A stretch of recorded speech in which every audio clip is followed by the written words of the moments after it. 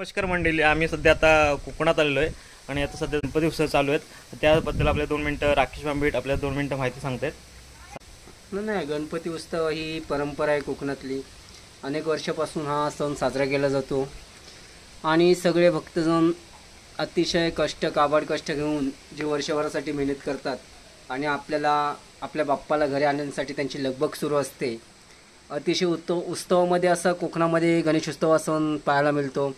मग आपण म्हटलं तर आपल्या दापोली किंवा रत्नागिरी ठिकाणी आपला जाकडी नृत्य, त्याच्या पुढे गेलात की दशावतार, त्याच्या पुढे गेलात की भजन, अशा विविध कला ह्या आपल्याला कोकणामध्ये पाहायला मिळतात.